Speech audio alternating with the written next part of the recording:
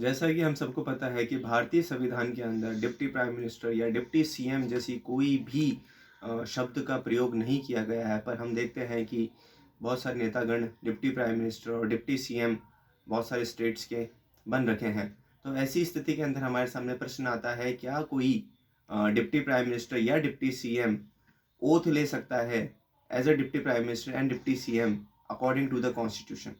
तो 1950 से हमने देखा कि सरदार वल्लभ भाई पटेल, जगजीवन राम रेड्डी जी और भी प्राइम मिनिस्टर ने और भी डिप्टी प्राइम मिनिस्टर ने भारत के अंदर अपने कर्तव्यों का निर्वहन किया as a deputy prime minister.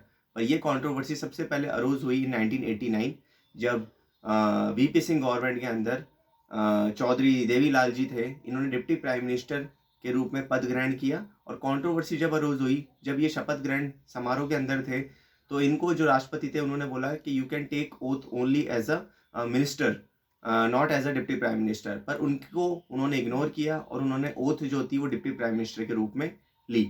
Supreme court में जब ये मैटर गया 1990s के अंदर, तो सुप्रीम कोर्ट के सामने प्रश्न आया कि डिप्टी प्राइम मिनिस्टर के रूप में अगर किसी व्यक्ति ने ओथ ले रखी है तो वो क्या कॉन्स्टिट्यूशनली वैलिड है या नहीं है। तो सुप्रीम कोर्ट ने बोला कि कोई भी व्यक्ति अगर डिप्टी प्राइम मिनिस्टर बनता है और अगर वो ओथ डिप्टी प्राइम मिनिस्टर के रूप में ले लेता है, उससे कोई फर्क नहीं पड़ता है, क्योंकि वो अपने कर्तव्यों का और अपनी जो रिस्पॉन्सिबिलिटीज़ हैं वो एक मिनिस्टर के रूप में ही निभाएगा। इसका मतलब वो कोई कैबिनेट मिनिस्टर को पद को उस रूप में निभाएगा। उसको किसी प्रकार का डिप्टी प्राइम मिनिस्टर का पावर या रिस्पॉन्सिबिलिटी नहीं दी जाएगी। और 2018 के अंदर जब हमने जो इलेक्शंस हुए जिसके अंदर Ashok Gehlot CM chief minister बने और सचिन पायलट को डिप्टी चीफ मिनिस्टर के रूप में पद ग्रहण किया, तो उसमें भी हमने देखा कि सचिन पायलट ने जो डिप्टी सीएम थे उन्होंने जो पद ग्रहण किया था वो संविधान के 3rd शेड्यूल के अकॉर्डिंग किया और उन्होंने मिनिस्टर ऑफ स्टेट के रूप में अपना जो शपथ थी वो ग्रहण करी। तो संविधान के अंदर 3rd शेड्यूल है जो बात करता है आपकी ओथ एंड अफर्मेशन के अंदर, ओथ और अफर्मेशंस की। तो इसके अंदर दो चीज़ें होती है। कोई भी जो चीफ मिनिस्टर होता है या प्राइम मिनिस्टर होता है वो दो ओथ लेता है, एक होती है ओथ ऑफ द ऑफिस और एक होता है ओथ ऑफ द सीक्रेसी। तो इसके अंदर कहीं भी मेंशन नहीं है डिप्टी सीएम का जो पद है। पर हमने देखा कि सचिन पायलट ने मिनिस्टर के रूप में उस टाइम ओथ लिया और कंट्रोवर्सी भी हुई थी उस टाइम कि सचिन पायलट के जो समर्थक थे वो कह रहे थे कि जो भी हमारे जो लेटर्स हैं ओथ सेरेमनी के वो डिप्टी सीएम के रूप में भेजे जाएं, ना कि मिनिस्टर के रूप में। पर वो जो कंट्रोवर्सी थी वो सेटल कर दी गई और सचिन जो पायलट थे उन्होंने ओथ ली मिनिस्टर के रूप में।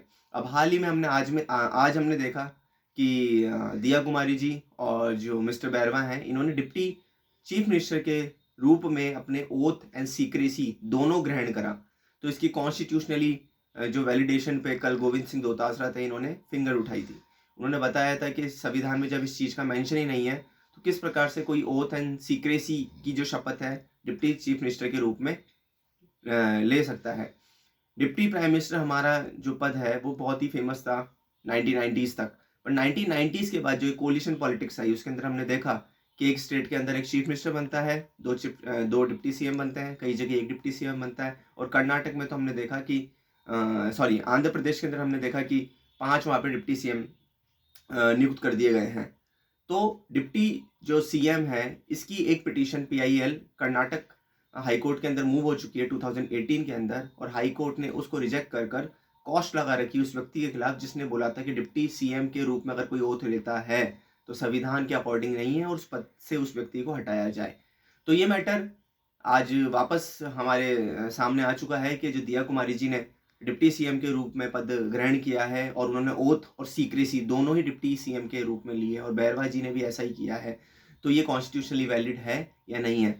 मेरे से अगर पूछा जाए तो ये चीज़ ऑलरेडी सेटल्ड है सुप्रीम कोर्ट और हाई कोर्ट्स के द्वारा कि डिप्टी सीएम के रूप में चाहे से आप ओथ ले लीजिए या सीक्रेसी ले लीजिए, पर आपका जो काम करने का जो तरीका है संविधान के अनुसार वो एक मिनिस्टर के रूप में ही रहेगा और आपको एक मंत्रिमंडल के रूप में, एक मंत्री के रूप में आपको अपने जो भी रिस्पॉन्सिबिलिटी दी जाएगी वो आप उसको एक तरीके से फॉलो करेंगे। डिप्टी सीएम और डिप्टी पीएम ये बेसिकली जो वर्ड है पॉलिटिकल ज़्यादा है। अगर आप कॉन्स्टिट्यूशनली बात करो तो इन दोनों शब्दों का कहीं भी प्रयोग नहीं करा जाता है।